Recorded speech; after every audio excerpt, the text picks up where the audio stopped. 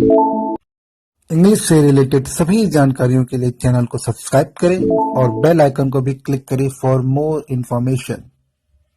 दोस्तों, आप सभी का स्वागत है इस वीडियो में हम जो बात करने वाले हैं बात करने वाले हैं क्लास 9 के इंग्लिश सब्जेक्ट का सप्लीमेंट्री का लेसन 4 का short question answer in the kingdom of fools. ये क्वेश्चन है, मतलब लेसन का नाम है। उसमें हम शॉर्ट क्वेश्चन से देखेंगे। एक बात आपको बता दूं कि ये जो वीडियो है ये फर्स्ट वीडियो है, क्योंकि ये क्वेश्चंस ज़्यादा थे, 20-22 क्वेश्चन थे, तो मैंने इसको क्या किया, मैंने 2 पार्ट में बांट दिया है। पहला पार्ट आप देख रहे हो, इसमें मैं 10th क्वेश्चन तक बताऊंगा। 10 क्वेश्चन के बाद जो आपके आगे क्वेश्चन रहेंगे वो नेक्स्ट वीडियो में मिल जाएगा। आपको 25 वर्ड का मिनिमम क्वेश्चन रखने की कोशिश की जाएगी। कुछ क्वेश्चन हो सकते हैं ज़्यादा हो जाए, लेकिन कोशिश की जाएगी 25 वर्ड तक के अंदर आपको आंसर मिल जाए। नॉर्मली आपको 25 वर्ड के आसपास ही आंसर लिखना होता है, चाहे वो 30 वर्ड तक चल जाए या 20-22 वर्ड तक, ठीक। और ये जो क्वेश्चन है मैंने राज्य प्रकाशन से लिया है। अगर आपको किसी और पब्लिकेशन के क्वेश्चन पूछने हैं आप वो भी पूछ सकते हो। इससे पहले के लेसन्स के भी आपको कोई क्वेश्चन देखना है, लेसन 1, लेसन 2, लेसन 3 का सप्लीमेंट्री का, तो आप ऊपर दिए गए लिंक पर क्लिक करोगे तो आपको वीडियो मिल जाएगा जो आई वाला होता है, ठीक। चलिए अब चलते हैं, आंसर देखते हैं। क्वेश्चन आंसर पहला, The king and the minister of the kingdom of fool didn't want to run things like other king। जो राजा थे और जो मंत्री थे किंगडम ऑफ फूल्स, मतलब मूर्खों के राज्य में जो वो राजा और मंत्री थे, वो नहीं चाहते थे कि उनका राज्य बाकी राजाओं के द्वारा जैसे बाकी राजा चलाते हैं वैसा चलाया जाए। What did they decide? उन्होंने क्या निश्चित किया? तो the king and the minister of the kingdom, जो किंग राजा थे, जो मिनिस्टर थे, उन्होंने ये निश्चित किया, didn't kingdom of fool didn't want to run things like other king, so they decided. इसलिए उन्होंने निश्चित किया, वो नहीं चाहते थे कि बाकी देश के राजाओं की तरह ये अपनी सरकार चलाए, या बोल सकते हो अपना राज्य चलाए। तो उन्होंने निश्चित किया, इसलिए दे डिसाइडेड, उन्होंने निश्चित किया to change night into day and day into night। इसका मतलब है कि उन्होंने रात को दिन और दिन को रात बदल दिया। अगर इसको ऐसा समझें कि मतलब ऐसा तो नहीं उन्होंने मतलब कि दिन को अंधेरा कर दिया और रात को जला, ऐसा नहीं। मतलब उन्होंने दिन का जो काम होता है वो रात को शिफ्ट कर दिया। जैसे दिन में हम काम करते हैं, रात को सोते हैं, तो उन्होंने उल्टा कर दिया। दिन को सोने लगे लोग और रात को काम करने लगे, ठीक है। तो ये उन्होंने कर दिया उल्टा, क्योंकि मूर्खों का राज्य था, तो ये उन्होंने ये ऑर्डर दे दिया, ये उन्होंने कर दिया। यही परिवर्तन उन्होंने डिसाइड करके चेंज किया, ठीक। तो पहले क्वेश्चन का आंसर ये। Second question, what would happen if anyone tried to disobey the order. क्या होता था जब कोई और प्रयास करता था उनके इस ऑर्डर का, जो ऑर्डर उन्होंने दिया था उसको डिसओबे यानी ना मानने। अगर कोई उनके ऑर्डर नहीं मानता था तो क्या होता था? तो इसका आंसर होगा, anyone who tried to disobey the order would be punished with death. अगर जो इनकी ऑर्डर को नहीं मानता था, इनके आदेश को नहीं मानता था, उन्हें मृत्यु दंड दिया जाता था, ठीक है। कि भाई तुमको रात को आप सोते हो तो रात को मत सो, दिन में सो, और दिन का जो काम होता है वो रात को करो, ठीक है। तो ये ऑर्डर उन्होंने दिया था, तो ये अगर कोई पालन नहीं करता तो उसे मृत्यु दंड दिया जाता था। Third question, what did the guru and his disciple see when they arrived the city in the broad day light.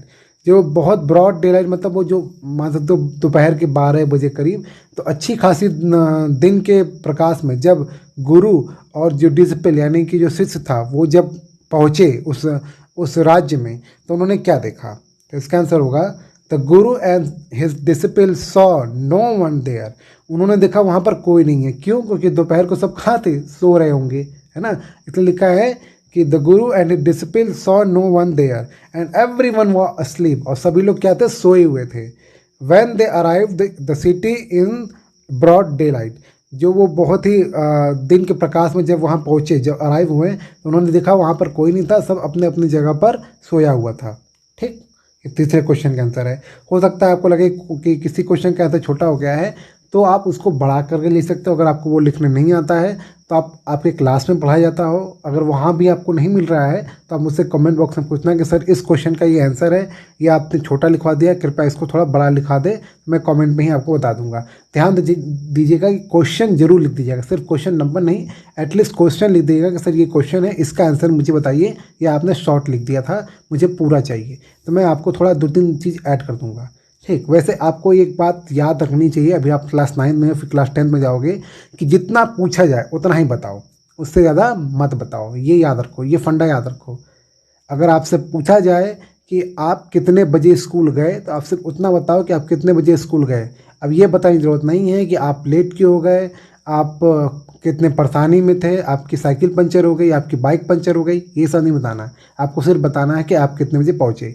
इसका मतलब साफ ये है कि जितना पूछा जाए सिर्फ उतना ही आंसर देना चाहिए। Fourth question, what did everything in the kingdom of fools cost? सभी चीज़ें जो किंगडम ऑफ फूल्स था वहाँ पे कितने में मिलता था? तो इसका आंसर होगा everything in the kingdom of fools, वो जो मूर्खों का जो राज था, वहाँ जो कीमत थी, अ सिंगल डुडू बोलते हैं, डुडू, ठीक है। डुडू एक मतलब जैसे हमारे यहाँ रुपया होता है, वैसे उस जगह पर डुडू था। Where they bought a measure of rice और अ बंच और अ बनाना, मतलब चाहे वो कोई मेजर ऑफ राइस मतलब कुछ मात्रा में वो चावल खरीदते हों, या कोई बंच यानी कोई सामान खरीदते हो खाने के लिए, या बनाना या केला खरीदते हो, सबका जो दाम था कितना था? एक सिंगल यानी एक डुडू।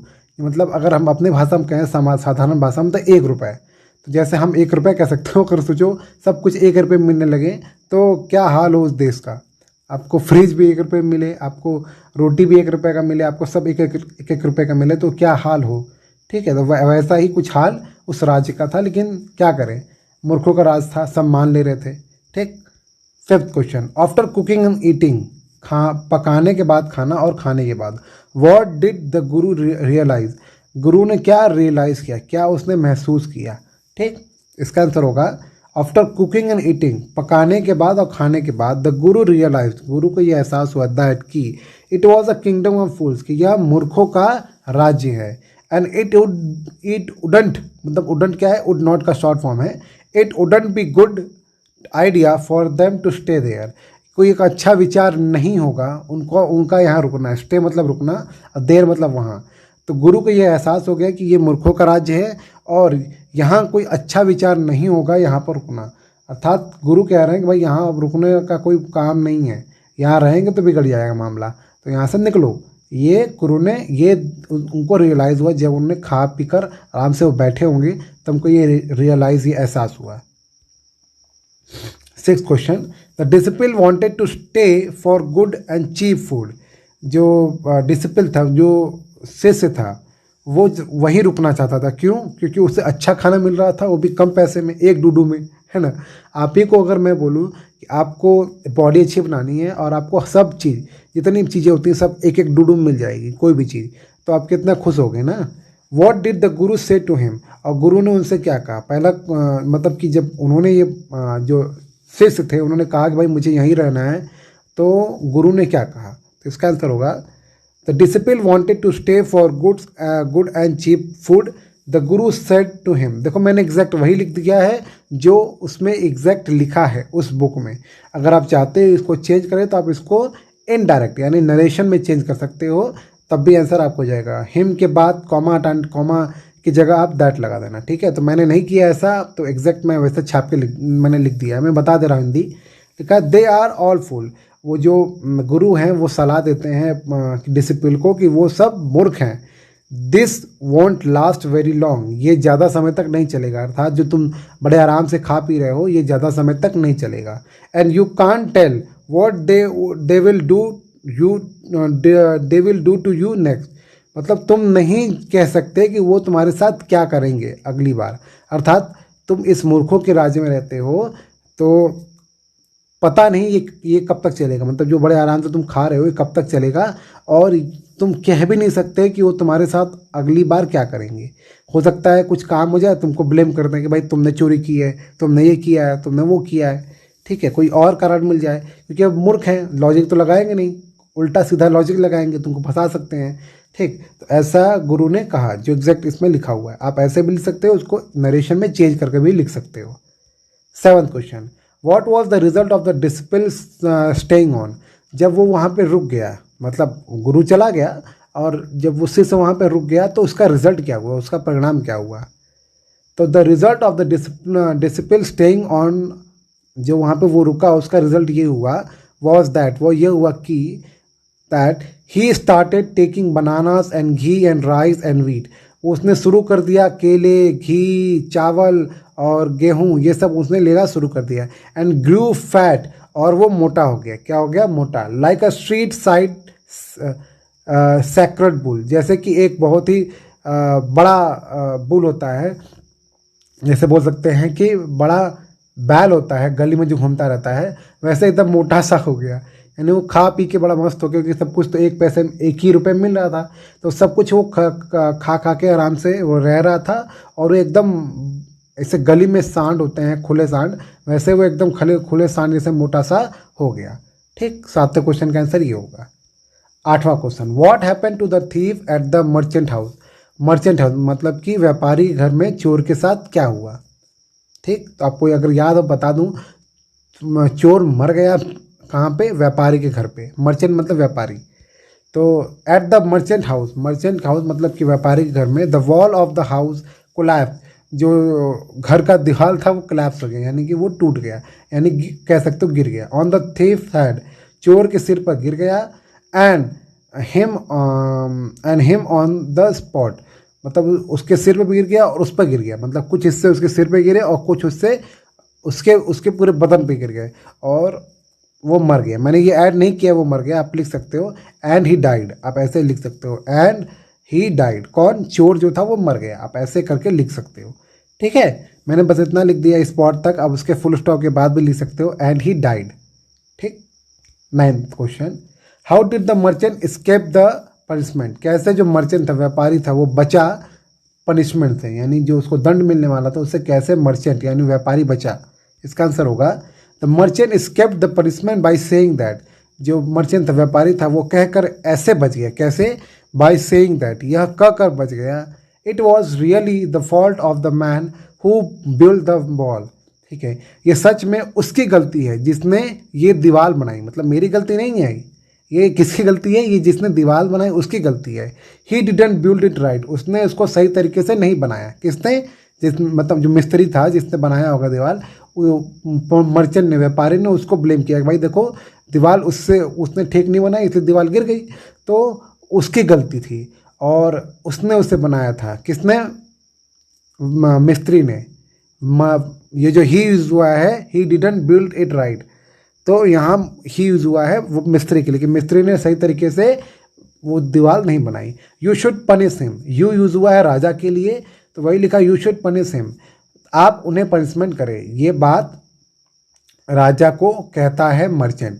आप यू शुड पनिश हिम काट सकते हो, आप चाहो तो उसको हटा देना। ठीक। 10th क्वेश्चन, लास्ट क्वेश्चन है। तो what was the brick layer defence, brick layers का जो डिफेंस था, मतलब अगेंस्ट द एक्यूजन बोलते हैं, एक्यूजेशन। ठीक है, मुझे जो आरोप लगा था उसके सिंपल मतलब ऑफ मर्डरिंग द थीफ, जो उस पर आरोप लगा था मर्डर करने का, कि भाई तुमने एक तरीके से खून किया है चोर का।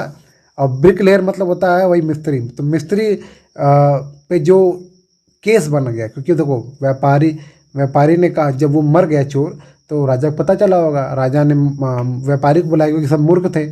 ठीक है, तो वो व्यापारी को दंड देना चाहते थे। व्यापारी ने बोला भाई देखो दीवार तो मैंने बनाई नहीं है, दीवार तो उस मिस्त्री ने बनाई।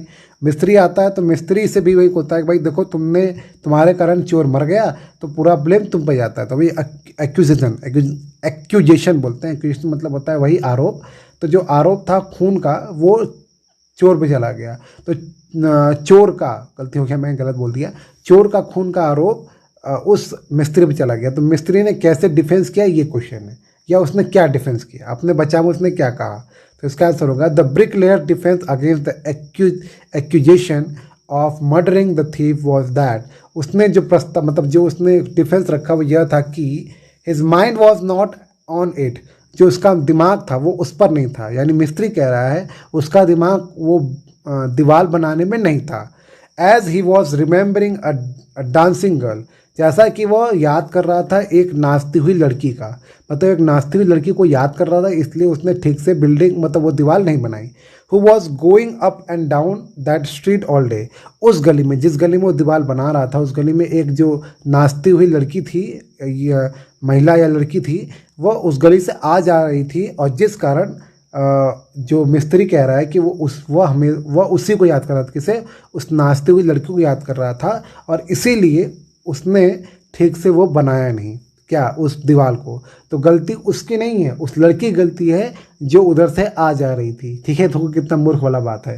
ठीक, तो ये जो है 10वां क्वेश्चन है, क्योंकि आगे क्वेश्चन हम जल्दी ही आपको, शायद कल ही आपको वीडियो मिल जाए, मतलब कल आपको, हाँ, वीडियो मिल जाएगा आपको 10 के आगे का वीडियो, 11 से लेकर और जितने क्वेश्चन होंगे उसके, या तो कल या तो परसों आपको वीडियो मिल जाएगा। वीडियो अगर आपको समझ में आया है तो वीडियो को लाइक करें, शेयर करें, और अपने दोस्तों को भी ज़रूर शेयर करें। मैं बता रहा हूँ, चैनल को भी सब्सक्राइब करें ताकि आपको और 9 से रिलेटेड चीज़ें मिले। शायद ग्रामर के भी आपको एग्ज़ाम से पहले मैं कोशिश करूँगा आपको ग्रामर की चीज़ें जितना एग्ज़ाम रिलेटेड है वो बता दूँ। ठीक, तो आपने वीडियो देखा उसके लिए आपका बहुत बहुत धन्यवाद। Thank you so much for watching this video.